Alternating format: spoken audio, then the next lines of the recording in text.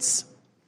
Cartels, gangs, and other transnational criminal organizations in our part of the world are engaging in a wide array of illicit activity, from narcotics trafficking to money laundering, to smuggling of illegal immigrants and human trafficking, which endanger the health, welfare, and safety of everyday Americans.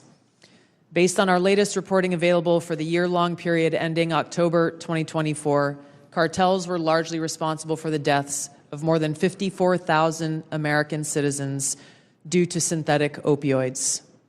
Mexico-based transnational criminal organizations are the main suppliers of illicit fentanyl to the U.S. market and are quickly adapting to enforcement and regulatory pressures by using multiple sources and methods to procure precursor chemicals and equipment, primarily from China and India, many of which are dual-use chemicals used in legitimate industries. Independent fentanyl producers are also increasingly fragmenting the drug trade in Mexico. The ready availability of precursor chemicals and ease of making illicit fentanyl have enabled independent actors to increase illicit fentanyl production and smuggling operations in Mexico. Cartels are profiting from human trafficking and have likely facilitated more than 2 million illegal immigrants encountered by law enforcement at the U.S. southwest border in 2024 alone, straining our vital resources and putting the American people at risk. Criminal groups drive much of the unrest and lawlessness in the Western Hemisphere. They also engage in extortion, weapons and human smuggling, and other illicit and dangerous revenue-seeking operations, including kidnapping for ransom, forced labor, and sex trafficking. While some of these key drivers of migrants are expected to persist, heightened U.S. border security enforcement and deportations under the Trump administration are proving to serve as a deterrent for migrants seeking to illegally cross our borders. U.S. Border Patrol apprehensions along the southwest border in January 2025 dropped 85% from the same period in 2024. Transnational Islamist extremists such as ISIS and al-Qaeda and affiliated jihadi groups continue to pursue, enable, or inspire attacks against the United States and our citizens abroad and within the homeland to advance their ultimate objective of establishing a global Islamist caliphate. This includes heightened efforts to spread their ideology to recruit and radicalize individuals in the U.S. and the West. While the New Year's Day attacker in New Orleans had no known direct contact with ISIS terrorists, he was influenced and radicalized by ISIS ideological propaganda, as one example.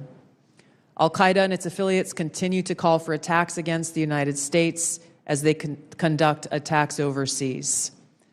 These jihadist groups have shown their ability to adapt and evolve, including using new technology and tactics to spread their ideology and recruit new followers. A range of non-state cyber criminals are also targeting our economic interests, our critical infrastructure, and advanced commercial capability for extortion, other coercive pursuits, and financial gain. These actors are using a variety of tactics, including phishing, ransomware, and denial of service attacks to disrupt our systems and steal sensitive and lucrative information, using available technologies and taking advantage of U.S. cyber vulnerabilities. Ransomware actors last year, for example, attacked the largest payment processor for U.S. healthcare institutions, and another set of criminal actors conducted cyber attacks against U.S. water utilities. Some of these non-state cyber actors also operate as proxies for or emulate similar activities being carried out by major state actors. The IC sees China, Russia, Iran, and North Korea engaging in activities that could challenge U.S. capabilities and interests, especially related to our security and economy. They are in some cases working together in different areas to target U.S. interests and to protect themselves from U.S. sanctions. At this point, the IC assesses that China is our most capable strategic competitor. Under the leadership of Xi Jinping, the People's Republic of China seeks to position itself as a leading power in the world stage, economically, technologically, and militarily. Beijing is driven in part by a belief that Washington is pursuing a broad effort to contain China's rise and undermine CCP rule. China's most serious domestic challenge is probably China's slowing economy and the potential instability that could occur if socioeconomic grievances lead to large-scale unrest. Growing economic tensions with the United States and other countries could also weigh on China's plans for economic growth and domestic job creation. China's military is fielding advanced capabilities, including hypersonic weapons, stealth aircraft, advanced submarines, stronger space and cyber warfare assets, and a larger arsenal of nuclear weapons. While it appears they would like to develop and maintain positive ties with the United States and the Trump administration to advance its own interests and avoid conflict, China is building its military capability in part to gain an advantage in the event of a military conflict with the United States around the issue of China's efforts towards unification with the Republic of China, or Taiwan. Beijing is advancing its cyber capabilities for sophisticated operations aimed at stealing sensitive U.S. government and private sector information and pre-positioning additional asymmetric attack options that may be deployed in a conflict. China's cyber activities have been linked to multiple high-profile breaches, including last year's massive compromise of U.S. telecom infrastructure, commonly referred to as Salt Typhoon. Beijing currently dominates global markets and strategically important supply chains, for example, with the mining and processing of several critical minerals. In December, China imposed an export ban to the United States on gallium, germanium, and antimony, all of which are important to the production of semiconductors and our defense technologies. This was in direct response to U.S. export controls on chips designed to broadly limit PRC access to advanced chips and chip-making equipment. China also aims to compete in other critical global industries, including AI, legacy semiconductor chip production, biomanufacturing and genetic sequencing, and medical and pharmaceutical supply production. Russia's nuclear and conventional military capabilities, along with its demonstrated economic and military resilience, make it a formidable competitor. Moscow has more nuclear weapons than any other nation that could inflict catastrophic damage on the United States and the world in the event of a major war that Russian leaders feared put them and their regime at serious risk. In late 2024, Russia announced updates to its public nuclear doctrine, expanding the conditions under which Russia would consider using nuclear weapons. Russia is building a more modern and survivable nuclear force designed to circumvent U.S. missile defense through reliable retaliatory strike potential. It intends to deter the U.S. by holding the U.S. homeland at risk and by having the capabilities to threaten nuclear war in a conflict. Russia's developed advanced cyber capabilities and has attempted to pre-position access to U.S. critical infrastructure for asymmetric options and make it a persistent cyber threat. Russia's cyber activities have been linked to multiple high-profile breaches, including the 2023 hack of Microsoft. Russia is also fielding new capabilities in anti-satellite weapons meant to degrade U.S. and allied space infrastructure. Among Russia's most concerning developments is a new satellite intended to carry a nuclear weapon as an anti-satellite weapon, violating long-standing international law against such activity and putting the U.S. and global economy at risk. Iran continues to seek to expand its influence in the Middle East, despite the degradation to its proxies and defenses during the Gaza conflict. Iran has developed and maintains ballistic missiles, cruise missiles, and UAVs, including systems capable of striking U.S. targets and allies in the region. They've shown a willingness to use these weapons, including during a 2020 attack on U.S. forces in Iraq and in attacks against Israel in April and October 2024. Iran's cyber operations and capabilities also present a serious threat to U.S. networks and data. The IC continues to assess that Iran is not building a nuclear weapon, and Supreme Leader Khamenei has not authorized the nuclear weapons program that he suspended in 2003. We continue to monitor closely if Tehran decides to reauthorize its nuclear weapons program. In the past year, we've seen an erosion of a decades-long taboo in Iran on discussing nuclear weapons in public, likely emboldening nuclear weapons advocates within Iran's decision-making apparatus. Iran's enriched uranium stockpile is at its highest levels and is unprecedented for a state without nuclear weapons. Iran will likely continue efforts to counter Israel and press for a U.S. military withdrawal from the region by aiding, arming, and helping to reconstitute its loose consortium of like-minded terrorist actors, which it refers to as its axis of resistance. Although weakened, this collection of actors still presents a wide range of threats, including to Israel's population and U.S. forces deployed in Iraq and Syria, as well as U.S. and international military and commercial shipping and transit. North Korean leader Kim Jong-un is pursuing stronger strategic and conventional capabilities that can target U.S. forces and allies in the region, as well as the U.S. homeland, to bolster North Korea's leverage and stature, defend its regime, and achieve at least tacit recognition as a nuclear weapons power. Kim's recently cemented strategic partnership with Russia supports these goals by providing him with greater financial, military, and diplomatic support, reducing its reliance on China, and providing North Korean forces and weapons systems with warfighting experience. Kim views his strategic weapons advances, its deepening ties with Russia, and its economic durability as strengthening his negotiating position against Washington's demands for denuclearization and lessening Kim's need for sanctions relief. Since 2022, China, Russia, Iran, and North Korea have grown closer. Removing the accelerant of the war in Ukraine is unlikely to revert these bilateral relationships to a pre-war 2021 baseline, leaving room for new strategic priorities and world events to create new incentives or challenges to their expanded cooperation. Russia has been a catalyst for much of this expansion, driven heavily by the support it has needed for its war against Ukraine, including protection from U.S. and Western sanctions. In addition to exchange of military and other resource capabilities with North Korea, Russia has relied more heavily on China's financial and defense industry backing and has increased combined military exercises with China. With Iran, Russia has also expanded financial ties to mitigate sanctions.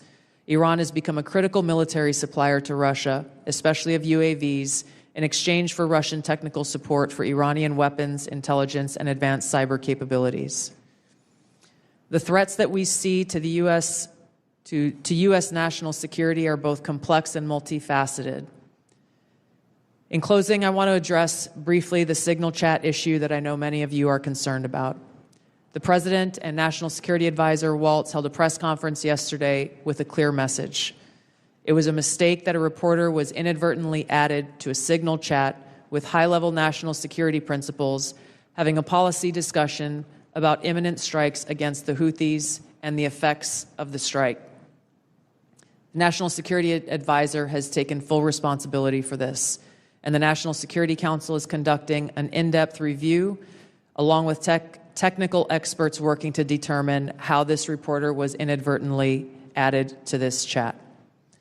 The conversation was candid and sensitive, but as the President National Security Advisor stated, no classified information was shared. There were no sources, methods, locations, or war plans that were shared. This was a standard update to the National Security Cabinet that was provided alongside updates that were given to foreign partners in the region. The Signal Message app comes pre-installed on government devices. In December of 2024, CISA stated, quote, "We strongly urge highly targeted individuals to immediately review and apply best practices provided in the guidance to protect mobile communications, including consistent use of end-to-end encryption." And they named Signal as an app as an example of such an end-to-end encrypted messaging app. Ideally, these conversations occur in person. However, at times, fast-moving coordination of an unclassified nature is necessary where in-person conversation is not an option. I'm also aware that a lawsuit was filed yesterday on this issue. As a result of that pending litigation, I'm limited in my ability to comment further on that specific case. My Office of General Counsel will be in close contact with the Department of Justice on this matter. The most important thing to the American people and to all of us is the success of this military operation against terrorists who have been and continue to attack American service members was extremely successful, thanks to the leadership of President Trump and the actions of our brave men and women in uniform. As the heads of the American people's intelligence community, we will continue to provide the President, you in Congress, and our warfighters with timely, unbiased, relevant intelligence to keep our country secure, free, prosperous, and at peace. Thank you, Mr. Chairman. Thank you, Director Gabbard. We now turn to member questions. I'll recognize myself for 5 minutes. I want to talk about, before I get into the threats, I want to talk about something we've talked about in this committee and in this setting before. We've had IC agency leaders commit to complying with our document requests but not follow through. And I don't know if this is due to direction from previous administration or middle management obstruction, but I find it completely unacceptable. In fact, I had to subpoena the NSA in order to cooperate with our AHI investigation last year. As you all know, it's the charge of this committee to conduct rigorous oversight, and part of that oversight is to occasionally requires us that we request documents from your organizations to enable our investigations. We cannot adequately do our jobs without your partnership and your cooperation. General Hawk and General Cruz, we had this conversation here before last year, and I'm not satisfied with your responsiveness. Therefore, I'm going to ask that question again on the record in this open setting to each of you. Do I have your unequivocal commitment to cooperating with document or other information requests from this committee, General Hawk? You do, Chairman. Thank you, General. Director Patel. You do, Mr. Chairman. Director Gabbard. Yes, Chairman. Director Ratcliffe.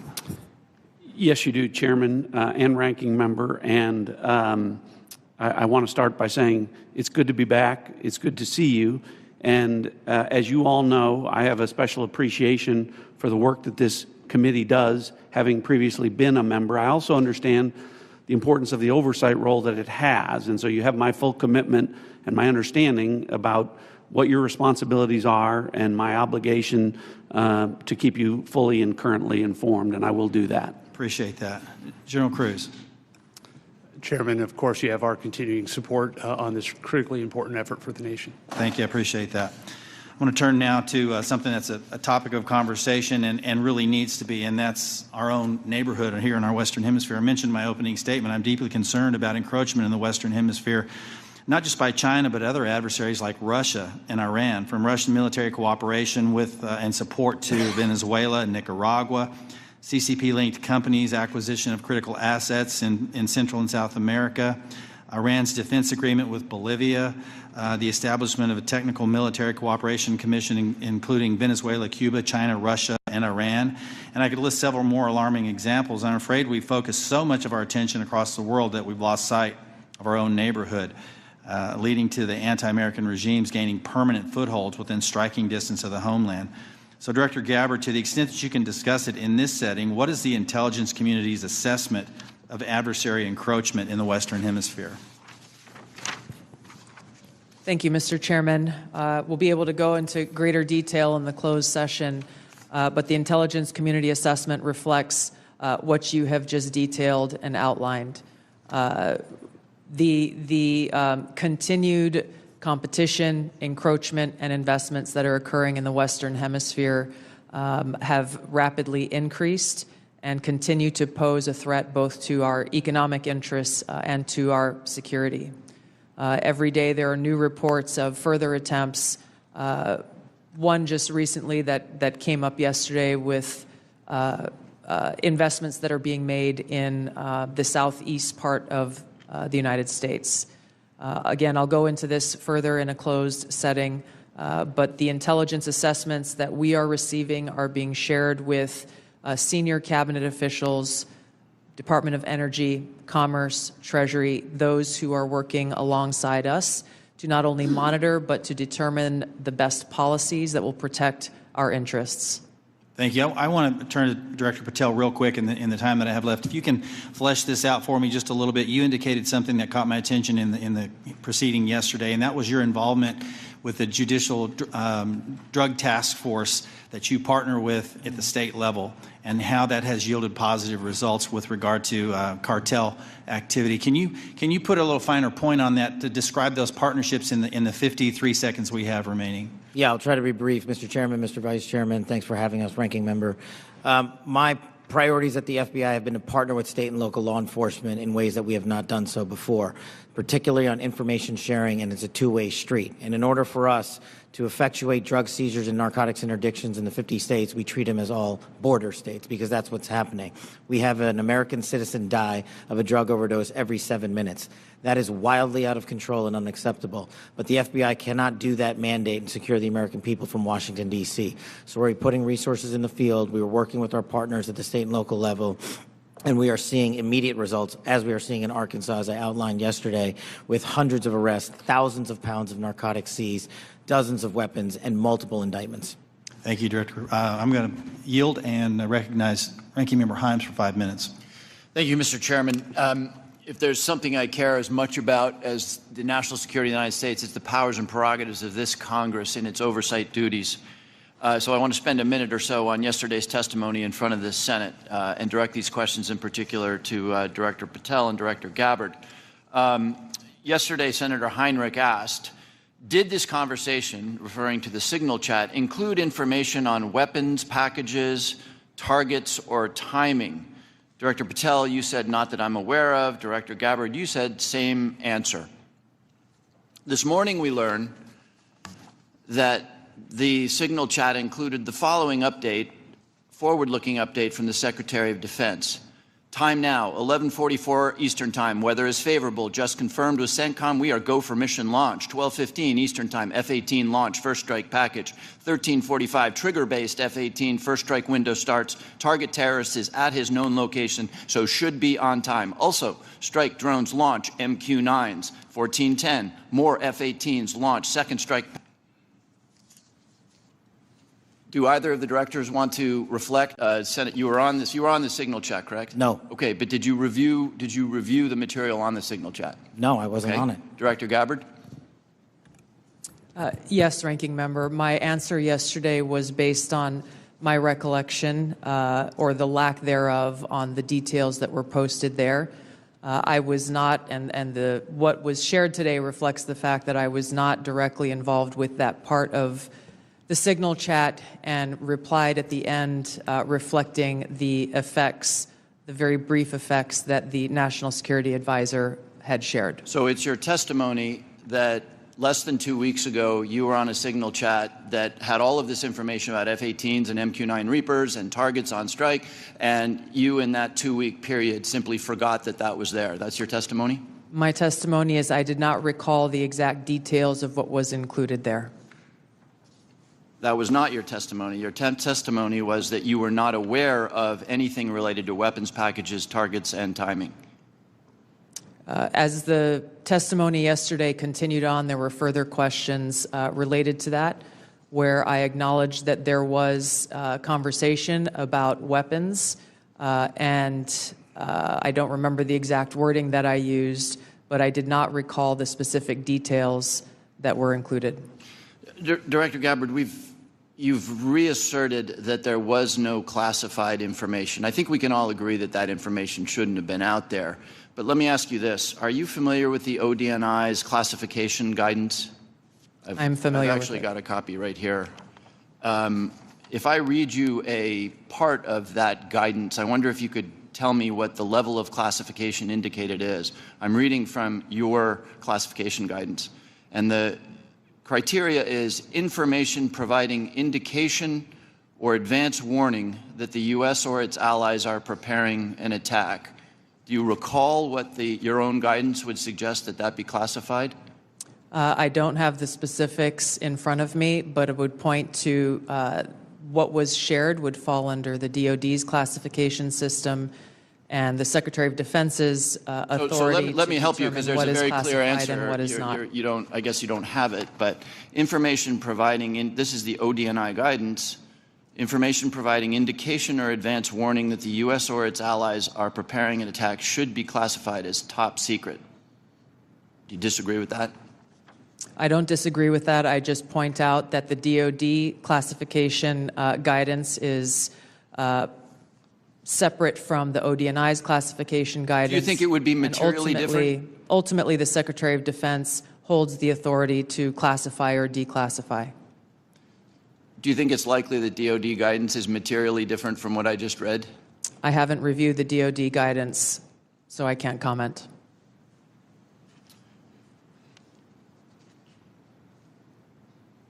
Director Gabbard, a lot of this suggests sort of a lack of sobriety. When there's punch emojis and fire emojis, it's a lack of sobriety. I don't mean that literally. But I have one last question for you, because I think people really listen to what you have to say. You, on March 15th, as DNI, retweeted a post from Ian Miles Chong, who is listed on RT, that's Russia Today's website, as, quote, a political and cultural commentator who has contributed content to RT since at least 2022. Director Gabbard, do you think that it's responsible for you as head of the intelligence community and the principal presidential intelligence advisor to retweet posts from individuals affiliated with Russian state media? That retweet came from my personal account, and I would have to go back to look at the substance of the tweet. Can I, just so that we don't have a lack of confusion amongst our allies and enemies and us, can I act perhaps that you not think that you should be saying one thing on your personal account than you say officially? I maintain my First Amendment rights to be able to express my own personal views on different issues. Thank you. I yield back, Mr. Chairman. Gentleman yields. Now recognize the distinguished Vice Chairman, General Kelly.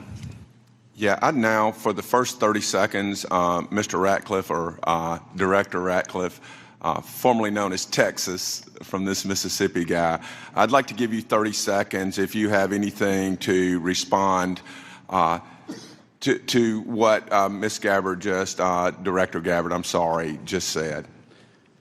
Well, Mississippi, it's good to see you again, and I appreciate the opportunity. You know, there's so much talk about this Atlantic article and about things that were said and that could have happened instead of a focus on what did happen. So my responsibility as CIA director, one of its responsibilities is to kill terrorists.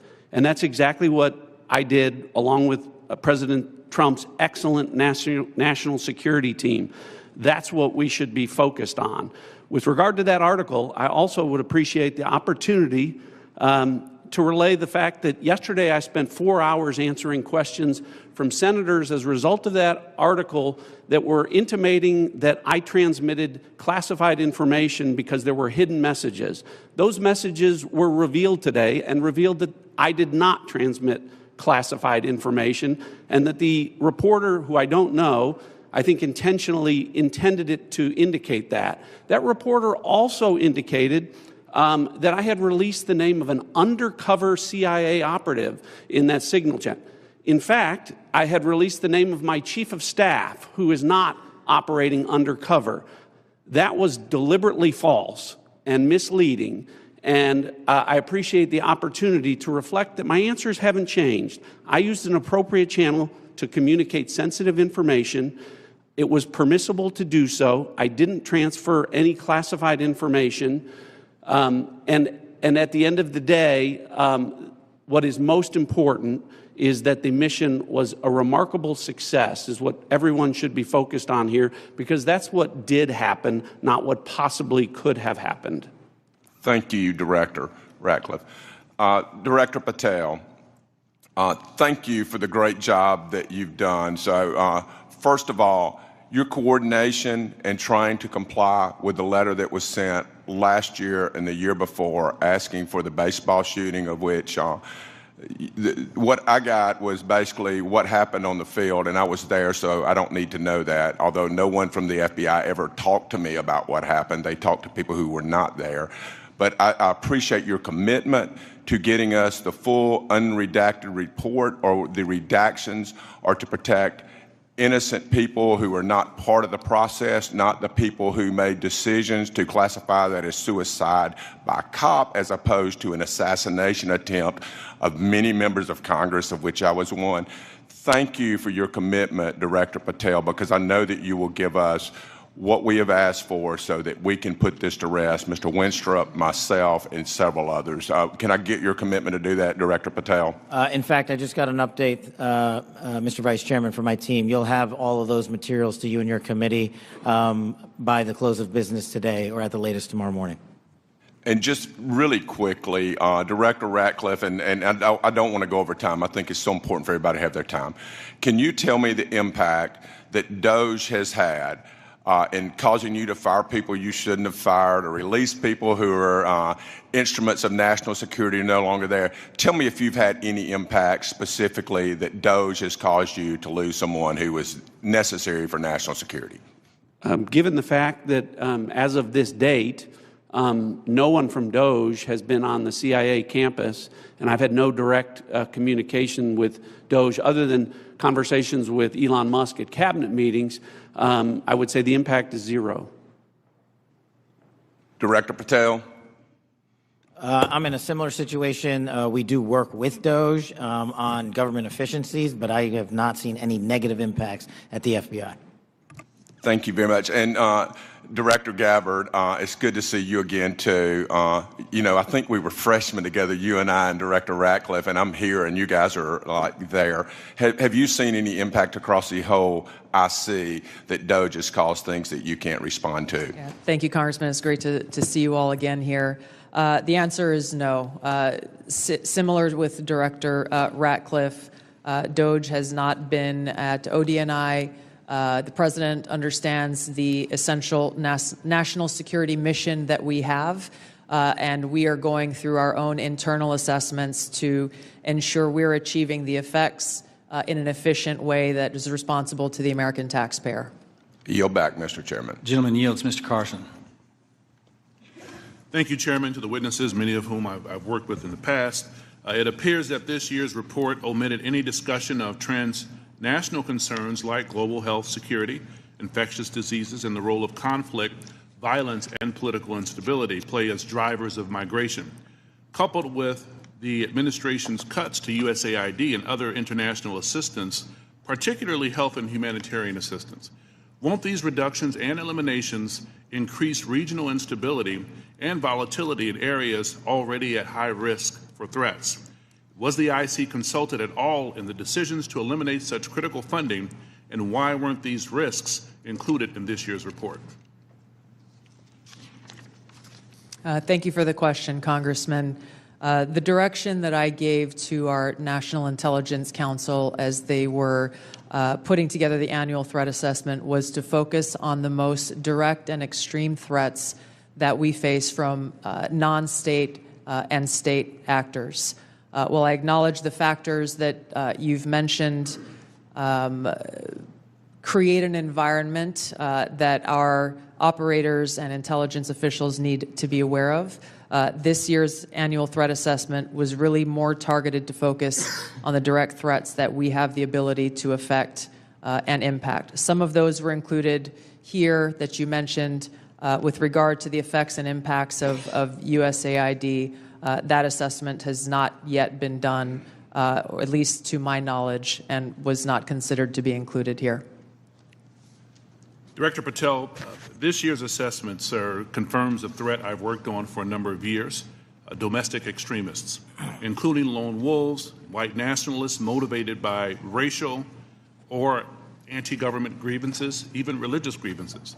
Mr. Director, a few yes or no questions. Do you, sir, agree that these domestic threats must be addressed as thoroughly as foreign extremists? All threats like that will be treated equally, yes, sir. Is it true, sir, you moved personnel out of the FBI section responsible for countering domestic violent extremists? I don't believe I did that. Is it true, sir, that you've discussed disbanding this section? I don't believe I've done that. Will you pledge today, sir, not to disband this critical section? I will pledge to you today that any personnel matters that are being worked on currently, once finalized, the congressional notification will be published to your committee. Mr. Chairman, I yield back. The gentleman yields. Now recognize the gentleman from Illinois, the former federal prosecutor, Mr. LaHood. Well, thank you, Mr. Chairman. I want to thank all of our witnesses today for your service to our country. And I want to focus my questions this morning on FISA Section 702. And Director Ratcliffe, welcome back to the committee. In your confirmation hearing before the Senate, you were asked extensively about FISA and Section 702, and I think laid out a compelling narrative on how, as you described it, quote, how indispensable it is to national security. And you were also asked about a warrant requirement on Section 702. And your answer to that was, quote, on whether a warrant makes sense on 702. Your quote was, the answer is no. We're talking about national security issues where sometimes minutes matter in the ability to disrupt or interdict the bad actors or to act upon the intelligence that you can gain from that, unquote. Director, I wanted to ask you, is that still your belief today regarding the warrant requirement? Congressman, it absolutely is. You've accurately reflected my prior testimony. It is also my testimony that 702 is indispensable to our intelligence picture, and the loss of it would be catastrophic to CIA. And the reason that I say that from this position is not only is 50% of all of our critical analysis provided to the President as Commander-in-Chief in the President's daily brief 702 derived, 70% of CIA's success with regard to advanced weapons counterproliferation is the result of 702 collected information. And finally, 90% of CIA's successful interdictions with regard to synthetic drugs like fentanyl are the result of 702 collection. It's absolutely indispensable to the work that CIA does, and I'm glad that you gave me the opportunity to reflect that to this committee. Thank you, Director. And just to ask a follow-up on that, as you know, in the House last year when we had our FISA reform and Section 702 reform measures put in place, you know, we had a debate, robust debate on the House floor regarding the warrant requirement. It was a very, very close vote, 212 to 212. Director Ratcliffe, what can you tell our members to alleviate and reassure them on, again, the harm that a warrant requirement would do to 702? Well, Congressman, it would impose a de facto ban on lawfully querying previously collected data to find threats against U.S. persons and government officials. So that would be, again, catastrophic to our efforts to keep our community safe. And I would also point out, because I know that these are legitimate concerns with regard when we talk about FISA and 702 specifically, everyone on this committee recalls that when I was a member, I also called out FISA abuses when they occurred. And I don't want there to be any violation of Americans' civil liberties and Fourth Amendment rights. But I would point to the CIA's, frankly, impeccable record of compliance, and we can talk about that more in a closed session. Thank you, Director. Director Patel, I want to turn to you. Similar in your Senate confirmation, you were asked extensively about 702. And as you know, in our bill that we passed last year, we put lots of reforms and changes and protocols in place for the FBI. And I know that you're supportive of many of those.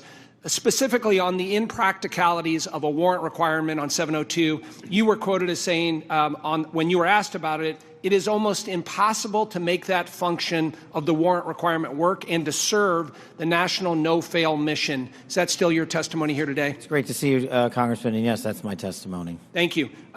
As you know, the reforms that we put in place were significant, requiring the FBI personnel to get a supervisor or attorney approval to conduct U.S. person inquiries, requiring high-level approvals up to the FBI deputy director level before certain queries are conducted on U.S. elected or appointed officials, candidates, or media personnel, requiring the Department of Justice to audit all U.S. person queries performed by the FBI within 6 months of each,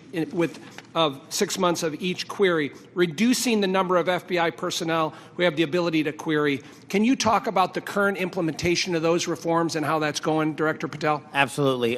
With probably the most recent one, in terms of 702 query reviews, we only have about 200 left when it comes to U.S. persons, and we will promulgate those findings to you. But as of today, of all the U.S. persons queried in the 702 databases, there's only been one instance of negligent conduct. We have already implemented limited access to those who actually know how to use the FISA process in 702, and we have implemented a direct reporting structure to the Office of Director and the Deputy Director to make sure that anyone, whether it's intentional or unintentional, abuses the 702 query system is brought to our attention immediately, and we will take that on for action directly.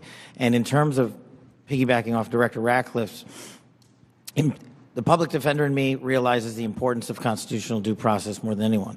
The staffer in me from the House Intelligence Committee may be the only person who has worked more on FISA reform and exposing FISA abuse in modern congressional history. And the terrorism prosecutor in me and the JSOC civilian in me tells me that we cannot do away with 702 or FISA Title I and Title III, but we can work with you and your committee to make it better. I don't know all those ideas. I don't have all those answers, but you have my commitment that we will use it appropriately going forward. Thank you, Director. I yield back. Gentleman yields. Mr. Castro.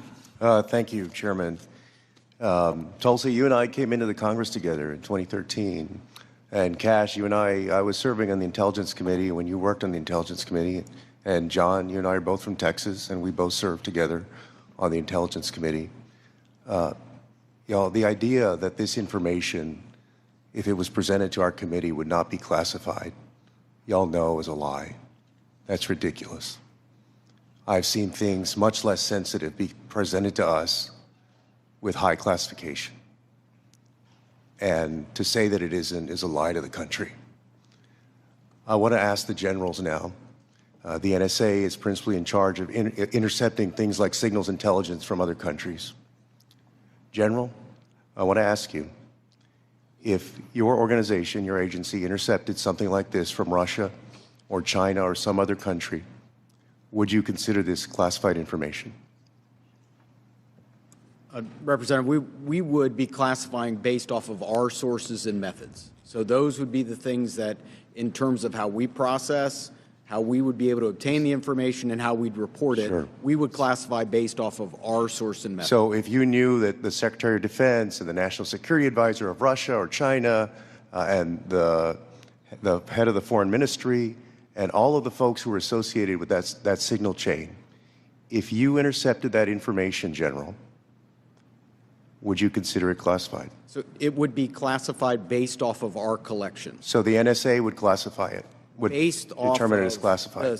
the protection of our own source and method, not necessarily based off the content, but how we collected that information. But it would be classified. Well, we certainly wouldn't be collecting on a U.S. person conversation. No, I understand. I'm We're saying if you did your job and collected it from the Russian Foreign Ministry and the National Security Advisor and the Secretary of Defense and the President's Chief Advisor, there is no way, having sat on this committee for 9 years, that somebody would come in with that information and give us something that says, unclassified, you can walk out of this room with this information and give it to whomever you want. You know, with all respect, you and I worked on the committee at the same time. Tulsi, you and I came in together. I've never had an issue of beef with you. John, you and I are both from Texas. Y'all know that's a lie. It's a lie to the country. I want to ask about the Alien Enemies Act really quick while I have time.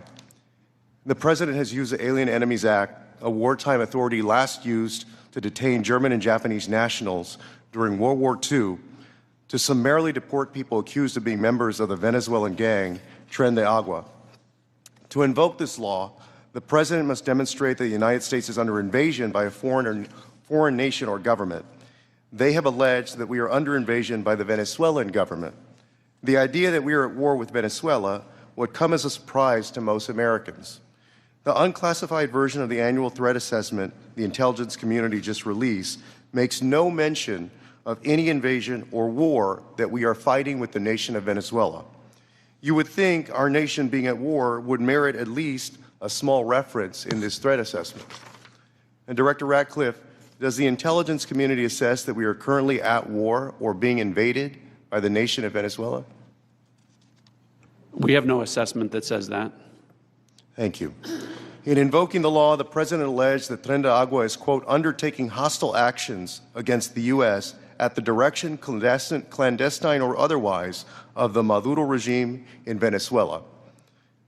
Director Gabbard, does the intelligence community assess that the Venezuelan government is directing Tren de Agua's hostile actions against the United States? There are varied assessments that came from different intelligence community elements. I'll defer to Director Patel to speak specifically to the FBI assessment. But let me ask you, so you're saying there are conflicting assessments that have come from the IC? That's correct. Okay, thank you.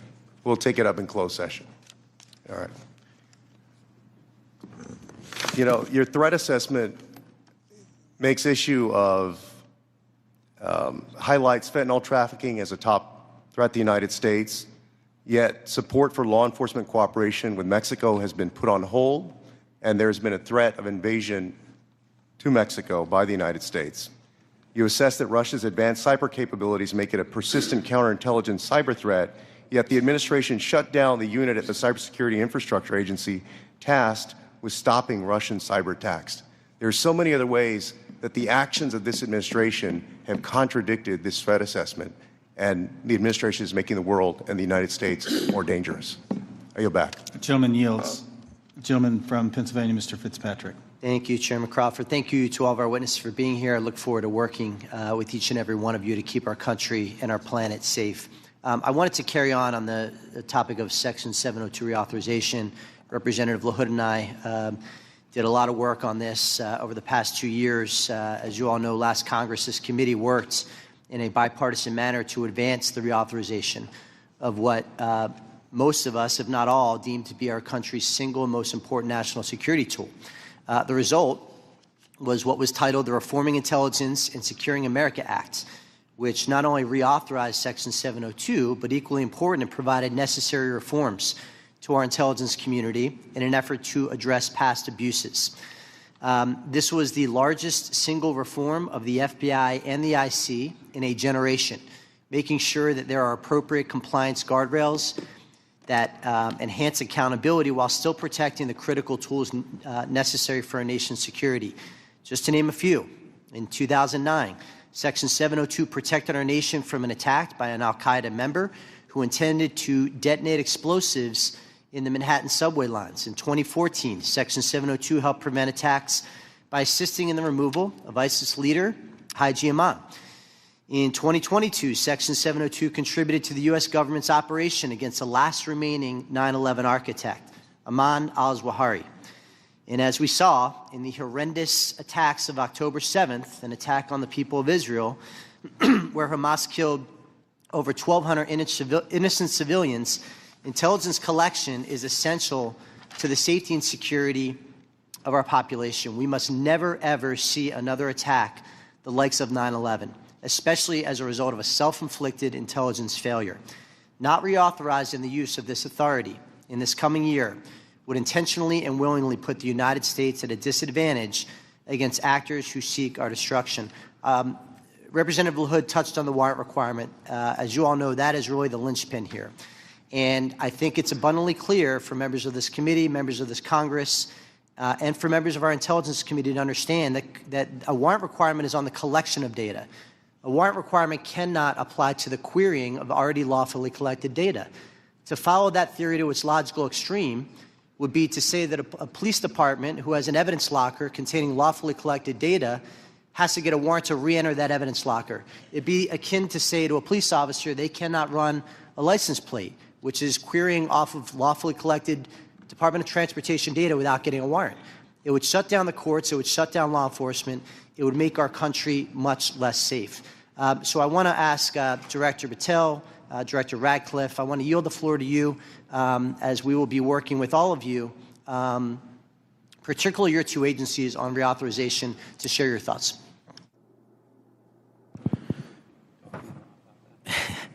So it's great to see you, sir, and thanks for the question. Look, on 702, just to flesh out some of the more specific operational use that I have it with specifically relates to what you just said. When I was a terrorism prosecutor, we used 702 directly to prevent the shopping mall in Houston from being blown up. We used 702 collection directly to prevent an attack on the state capitol in the state of California.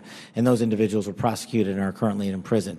And balancing that awesome responsibility with the constitutional protections that every American should have when we're talking about U.S. persons specifically is something that I keep in mind on every single decision surrounding 702. But as Director Radcliffe stated, and it has been my experience, while I understand and appreciate the concerns for the warrant requirement based on U.S. persons, If there is a solution that allows that to happen in real time, then we can have that discussion. But I have not encountered one, and thus it obviates the need in my perspective, in my mission set to protect the American people and hunt down criminals in its application. So where it is now with the reforms y'all have implemented, we've done a great job on protecting American civil liberties, and I'm always open to, and I do believe we can do some more. Director Ratcliffe. Good to see you again, Congressman. I agree with Director Patel's comments with regard to that. I'll start out by saying, obviously, in this role, I'm not a policymaker, but at the appropriate time, when this comes up for renewal, I think I made it clear and will make it clear from the CIA's perspective the indispensability of 702 as a tool to providing the commander-in-chief an accurate picture of the threat environment. You mentioned some examples of 702 success. When we get into the classified session later this afternoon, I have some further examples of 702 success that we can talk about, and I think that reflects my position. Thank you all. I yield back. The gentleman yields. Mr. Krishnamurthy. Good morning. Thank you, Mr. Chair, and thank you to our witnesses for coming. Thank you for your service. Director Gabbard, you said no classified information was included in the signal chat, correct?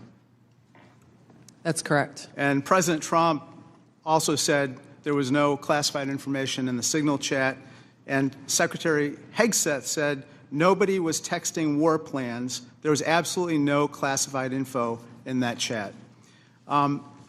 Lieutenant General Cruz, I'd like to talk to you about a couple things real quick. Executive Order 13526, Section 1.4a. This is the Trump administration's executive order with regard to classified information.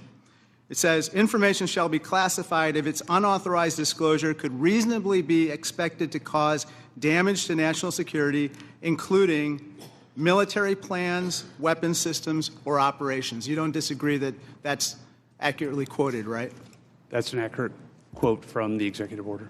And DOD 5200.01, this is the DOD's manual on classification, says, quote, information shall be classified if its unauthorized disclosure could reasonably be expected to cause describable damage to national security.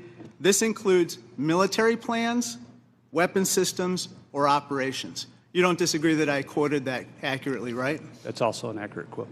Can I show you I'd like to show you the text that Secretary Hegseth actually published to the world.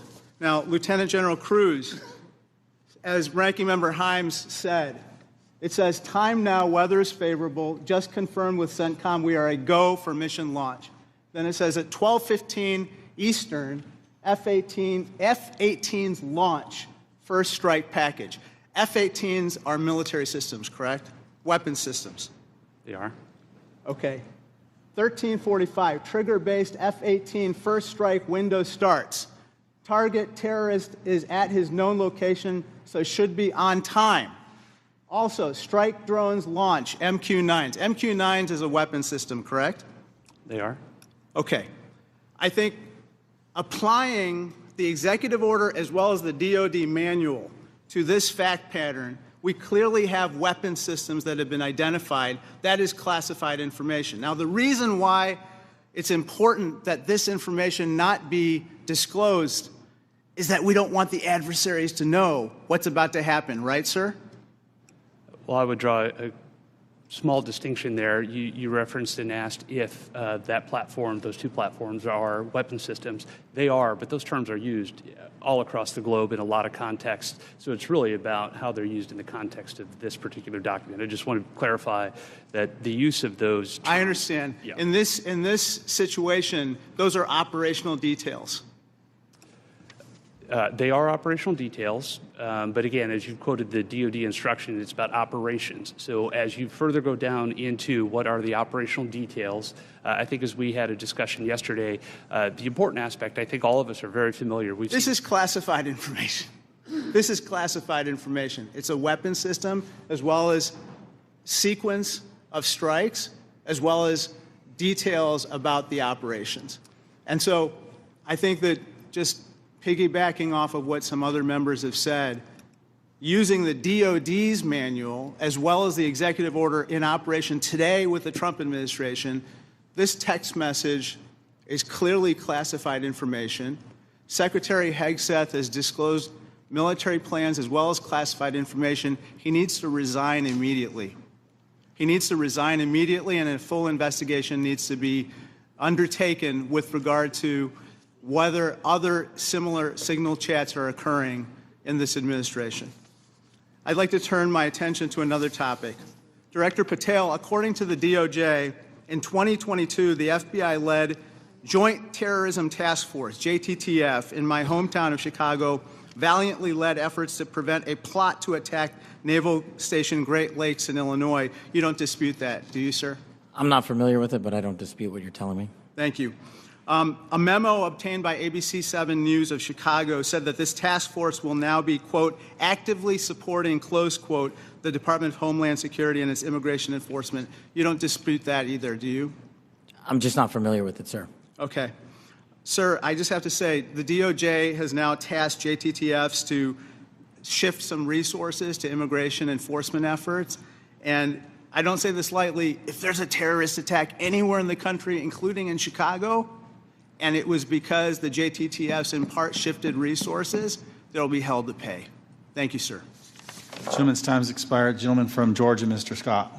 Thank you, Mr. Chairman. Director Gabbard, was the target terrorist named in the text, or was it simply referred to as target terrorist? The target was not named.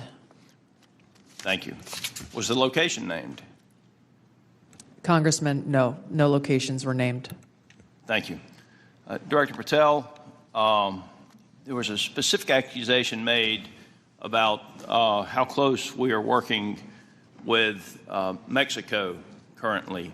My understanding, and I want to congratulate you on this, and I think it shows a shift of focus at the FBI since you've taken over to what it should have been doing all along, which is chasing the 10 most wanted that are threatening our country. My understanding is that 2 of the 3 were actually arrested in Mexico and are being extradited back to the United States. Is that correct? Yes, sir. We have been working. One of the first meetings I took as FBI director was my counterpart, Secretary Farouche in Mexico.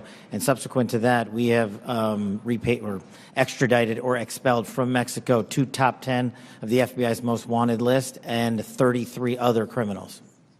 Well, it sounds to me like we're working closer with them today than we have in the last several years, and that the focus of the FBI has shifted to actually protecting American citizens instead of arresting pro-life protesters. Our mission is to find violent criminals wherever they are, and if they're in Mexico, we're going to get them. Thank you. And I appreciate you, and I appreciate the change in the focus of the FBI. I want to talk with you a little bit about the counterintelligence threats, one of which was an active duty U.S. Army soldier charged with conspiring to transmit national defense information to individuals located in China. What can you say in this setting, or can you briefly explain your work with interagency partners to identify and neutralize counterintelligence threats in the United States around this example? For me, sir?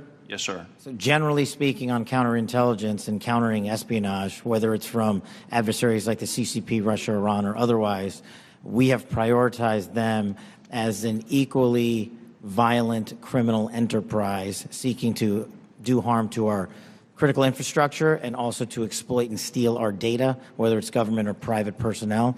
And so we have expanded our resources into them and working with the interagency to make it a priority. Okay, thank you. I want to move on to the issue of the threshold of parole under the previous administration and the number of illegal immigrants that have come into this country, including people with known membership in terrorist groups. For those individuals that pose a risk and that we have captured and are being deported, are we sharing the biometric and biographic information with our allies to mitigate their ability to relocate or operate abroad? What we are doing at the FBI is sharing the information we're allowed to with our Five Eye partners, and then on an individual basis, we are trying to share information with other partners who deemed individuals that they find of consequence. Okay. As you move further into your position, if you have additional recommendations on how we better share information, please let us know. Yes, sir. Director Ratcliffe, China's influence on the Panama Canal has increased since 2017. Panama became the first Latin American country to sign on to China's Belt and Road Initiative. Can you talk about not just China embedding itself into the various canal-related sectors and operations, but what other areas in Central and South America have China and others increased their presence, and what examples concern you the most? Thanks, Congressman. Appreciate the question. I do want to comment. The question before about cooperation with Mexico, it's really across the IC. When Mexico's Secretary General Omar Harfuch, head of Mexican security, was here, he not only met with Director Patel, he met with Director Gabbard, and he met with me. So we have been working on that, again, to the benefit of both our countries. To your point, the PRC throughout Central and South America continues to attempt to use its soft power to gain a foothold. They use direct aid to countries that need it. They also provide funding to universities to get a foothold to create influence. And you mentioned the Panama Canal, and you've seen the diplomatic efforts of the administration to address that and push back on PRC ownership of the canal locks. But that ties into what the IC is doing.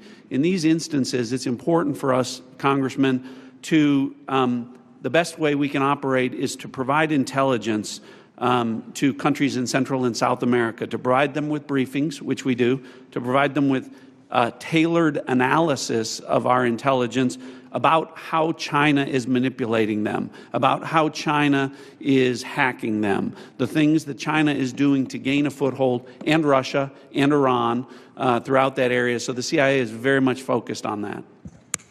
Gentleman's time's expired. Mr. Crow. Thank you, Chairman. General Hawk, the NSA recently warned its employees not to use the Signal app. Is that correct? What we did, Congressman, is we put out cybersecurity advisories on a whole host of systems. On the Signal app that was included in that advisory, right? What we've done is we've put out an advisory on how to use the Signal app and other encrypted applications, because we do encourage our employees and their families to use encrypted. Because there's risk to that app. There are. Okay. General Cruz, DOD also issued a warning about vulnerabilities to the Signal app recently, correct? That's correct. Okay. Director Gabbard, you were on the Signal text chain in question, correct? Yes. As was Mr. Witkoff, the administration's lead negotiator with the Russians, correct? Yes. And at the time, Mr. Witkoff was actually in Russia during this chat discussion, was he not? I was not aware of that. Was he on his personal phone at the time? I don't know. Well, it's my understanding that he was indeed in Russia. Director Gabbard, you were also traveling during this discussion, correct? Yes. And where were you? I was traveling through the Asia-Pacific region. I don't recall which country I was in at that time. You don't remember the country? I'd have to go back and look at the schedule. Director Gabbard, I want to direct your attention again to the text chain where it says, just confirmed with CENTCOM, we are a go for mission launch. Does that indicate to you that there is about to be a military operation? Yes. Director Gabbard, earlier in this hearing, we heard about the DOD's classification standards. I want to now turn my attention to your classification standards. You're the Director of National Intelligence. The Office of the Director of National Intelligence classification guide says, quote, information providing indication or advance warning that the U.S. or its allies are preparing for an attack, end quote, is to be classified as top secret. Are you familiar with that? Yes. Director Gabbard, have the Houthis indicated an ability to shoot down American aircraft? Yes. They have in fact done so, haven't they? Yes. Including MQ-9 Reapers, haven't they? That's correct. And that was one of the systems used in the attack recently that's the subject of this discussion, is it not? Correct. General Cruz, are you familiar with this system? I'm not wearing my glasses at the moment, but... Well, I'll help you out. This is an SA-3 anti-aircraft system. Correct. Are you familiar with this next system? I am. What is it?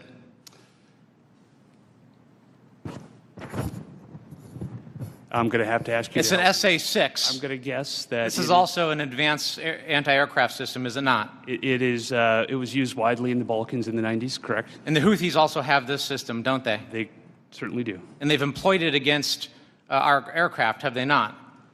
They have attempted to. Correct. I spent my life in service to this country. I deployed 3 times to combat in service to this nation. I learned in that time in service that responsibility is core to leadership. You accept responsibility when things go wrong. You admit mistakes. You set the standard from the very top. It is completely outrageous to me that the administration officials come before us today with impunity, no acceptance of responsibility. Excuse after excuse after excuse, while we send our men and women downrange to do incredibly difficult, incredibly dangerous things on our behalf. And yet, nobody is willing to come to us and say this was wrong. This was a breach of security and we won't do it again. It is outrageous and it is a leadership failure, and that's why Secretary Hegseth, who undoubtedly transmitted classified, sensitive operational information via this chain, must resign immediately. There can be no fixes, there can be no corrections until there is accountability, and I'm calling on the administration to move forward with accountability. I yield back. Gentleman yields. Gentleman from Texas, Mr. Crenshaw. Thank you, Mr. Chairman. Thank you all for being here. Good to see many of you again, and thank you for enduring 2 long days. I will note I always use fire emojis when I see terrorists getting killed. And I want to talk about cartels. This is a subject that is near and dear to my heart. I've been investigating it thoroughly for the last couple of years, and I'm glad to see that it's mentioned in all of your opening statements. I mentioned it at the very beginning of the threat assessment. There's a lot to work on here. One of our task force, we had a cartel task force in Congress. One of our key findings was that there needs to be a centralized, maybe call it authority or maybe call it office, maybe call it cartel czar within the administration that actually coordinates all the very different aspects of fighting this battle. Has anything like that been talked about? I'll go to you, Director Gabbard. Thank you, Congressman. It's good to see you again. This is very much central to the conversations and planning and execution of the President's focus on targeting the cartels and the threats that they pose to the American people. Homeland security task forces are being set up that include across the government integration. I can speak from my standpoint from the intelligence community, and our National Counterterrorism Center is leaning heavily forward into gathering and consolidating and integrating the intelligence that comes from DEA and others who've been working this issue for a while to make it so that it can be shared and integrated through the federal, state, and local law enforcement equities who are going after this problem. Yeah, we'll talk a lot more about that exact thing in closed session, but at a higher level, our recommendation is there needs to be someone at a much higher level that coordinates state, DOD, CIA, FBI, Homeland. It's a massive problem, one I'm all too familiar with. Director Patel, the FBI is tasked with working foreign corruption charges. In the past administration, the FBI told me they actually don't focus on Mexico very much. Because now, in their defense, they say the reason is because they won't get anything out of it, because they don't have a cooperative government to work with. I think a lot has changed. Do I have your commitment that we will at least start following up on those, because the judiciary system in Mexico is a key component in our failures to address the cartels. You do, Congressman. Apologies for not getting back to you sooner. You're good. Appreciate it. I also want to ask you that the FBI has disrupted an alarming number of terrorist attacks in the last 2 years. Great on the FBI for doing that. I don't think many Americans realize how good the FBI has been at this. But this also gets to the conversation earlier about FISA 702. One of the main arguments I wanted to argue with my colleagues on this was, when you have a warrant process for the query, what you will fail to do is connect the dots between the domestic and the international threat, and those connections are there, as we see all the time. Would you agree with that? That we need to maintain that process in a responsible way, of course. I do, sir. I appreciate that. Director Gabbard, in my remaining time, I want to ask you, because of my, and this may go to our General Cruz as well, because of my work on energy and commerce, we have an issue there with broadband spectrum auctions, and of course this affects our intelligence community in a very large way, and our DoD. Getting right to the question here, how much, if any, spectrum can the DoD give up without having a significant effect on the administration's prioritization of lethality and deterrence? I'll defer to General Cruz, specific to DoD. I certainly wouldn't want to speak for all of DoD, and I think the committee is already in a fantastic conversation with the DoD on that issue. But broadly, what I would say is DoD has laid out the portions of the spectrum that it believes for both operational capabilities, and in closed session, I am more than happy to walk you through from the intelligence portion of the mission that we do. There are two different portions of the spectrum. We often talk about one, but not the other, and in closed session, I'd be more than happy to tell you why the other portion of the spectrum is important to national security. Sure, and the details are obviously classified, but we can talk about X and S spectrums and get a better idea for the public about, because the public would benefit from telecom having the ability to use some of these. When we look at 5G networks, 6G networks, so it's a conversation that we need to have and a much longer time to do so, which I've run out of. So I yield back. Thank you. Gentleman yields. Dr. Barra. Thank you, Mr. Chairman.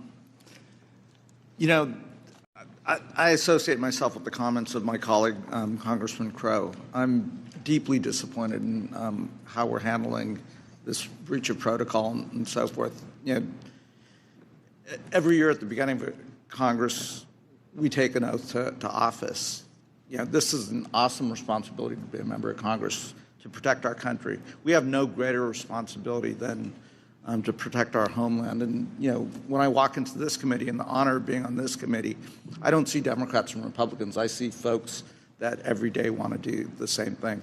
But as Congressman Crow suggested, the mark of leadership, and we all are leaders in this room, is to accept responsibility when mistakes happen. And that signal chat was a mistake. I'm not here to impugn your character. You were all nominated by the president. You were all confirmed by the president. But we have an awesome responsibility and incredible responsibility to the American people. And then given that we are the United States of America, we have a responsibility to the world. And this really was a breach of protocol. I'll take you at your word that we are going to do a full investigation of it. Our responsibility as oversight is to understand this breach, understand who leaked information, how that happened, and then hold those responsible. You know, I 100% agree with the chairman in his opening statement. He said, where trust is breached, those responsible need to be held accountable. So do I have, you know, Director Gabbard, we served together, we came into Congress together.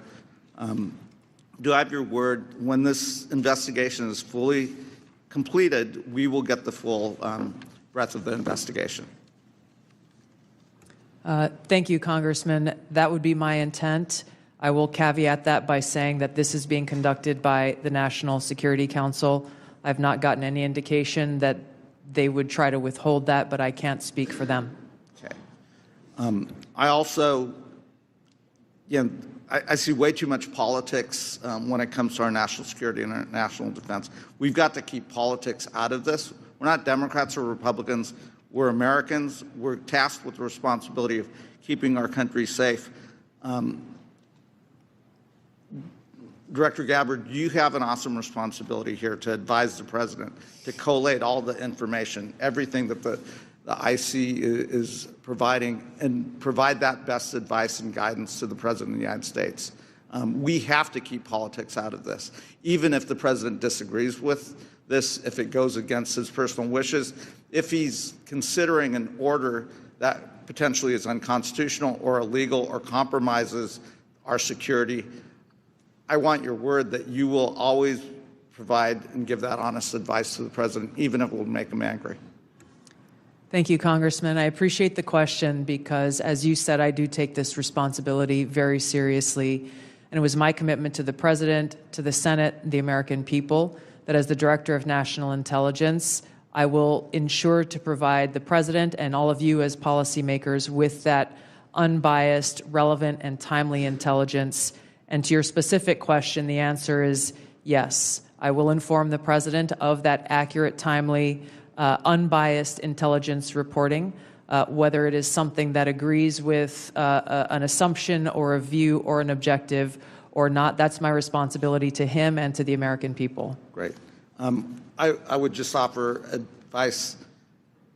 In your role, what you do on your personal devices versus your official devices, you're speaking to the public, and I would just offer, as I conduct myself, what I say personally is always going to be considered Congressman Barra saying it. General Hawk, I've appreciated working with you and have a deep concern about our cyber vulnerabilities. And we will go into some of this in the closed session.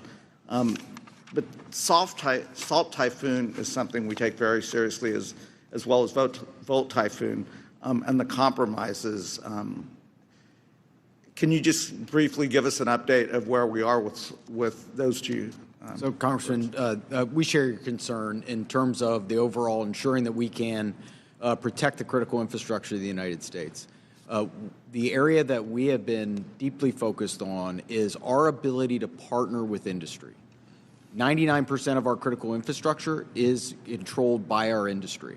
So our ability to bring government information to be able to understand what threats look like and the origin of those threats, help inform how industry can defend that and also create the necessary equipment to ensure that we're secure. That partnership continues to grow, and that's really one of our key priorities.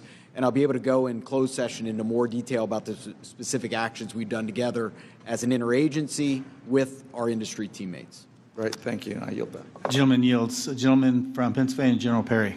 Thank you, Mr. Chairman. Thank you, ladies and gentlemen, for your attendance and your service to national security for our country. I'm going to start with Director Patel and then go to Director Gabbard. I'm concerned, like many Americans, about the wide-scale purchase of land, real estate, et cetera, by the Chinese Communist Party or those sanctioned by the party in America, especially those lands proximate to sensitive military sites or sensitive national security sites. Director Patel, I think we can all understand that that could lead to the ease of nefarious activities of numerous sorts. What do you think should be our posture or our policy from a national security standpoint regarding the purchases of these land and the ownership, occupation, utilization, et cetera, by the Communist Party sanctioned use? Well, Congressman, I appreciate the question, and I'm not going to shape foreign or national policy, but from the FBI perspective, if we had federal statutes to enact criminal allegations and pursue those relating to these matters, we would do so. I agree with you that having CCP actors purchasing large swaths of land next to military installations is a national security issue, a major one, and I would highlight to the American public, we're not allowed to buy farmland in mainland China or in Russia. So I don't know why we let that happen here, but that's a personal matter for me.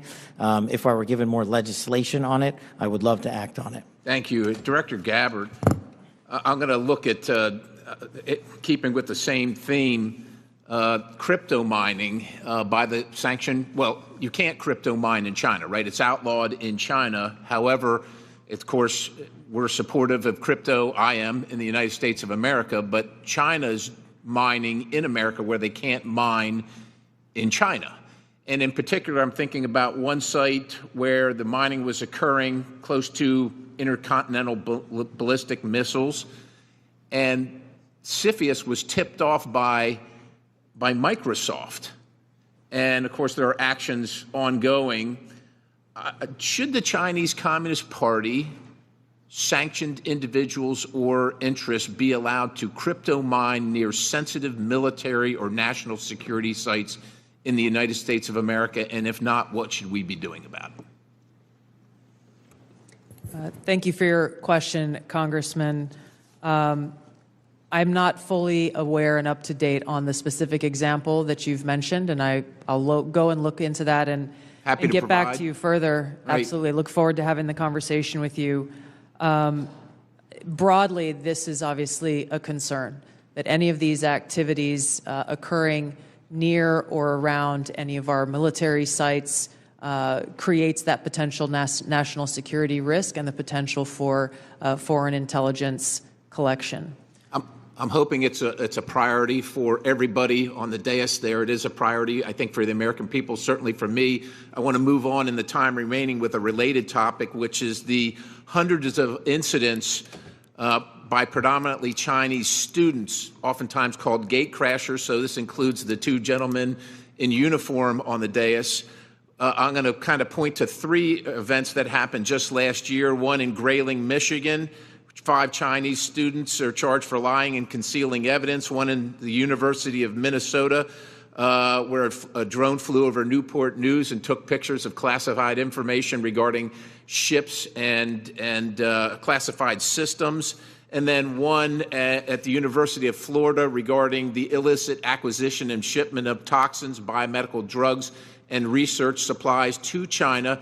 In these cases, or most of these cases, we encounter these people and then we release these people. As a matter of fact, in the case of Florida, apparently she found out that criminal charges were being prepared and she dropped out of school and her whereabouts remain unknown at this point. What should be our posture? Because we're trying to follow up after the fact. We're encountering these people, whether they're gate crashers or whether we catch them conducting this illicit activity. We try and prosecute. That takes a lot of man hours, as you know, Director Patel.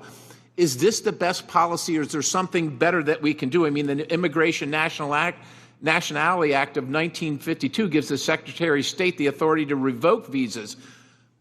But should these people be allowed to come to this country in the first place is the question, and what should our posture be? Anybody? In terms of the visa issue, I know that the administration is working on a policy, but to directly answer your question, anybody who utilizes the student visa program to come to this country to conduct criminal activity should never be allowed in this country. And anyone that's doing it here in the United States of America from an FBI standpoint will be vigorously investigated and will use the expulsion or criminal process on them. I yield, Mr. Chairman. Gentleman yields. Ms. Plaskett. Thank you very much, Mr. Chairman, and good morning to the witnesses. First let me say that we do have to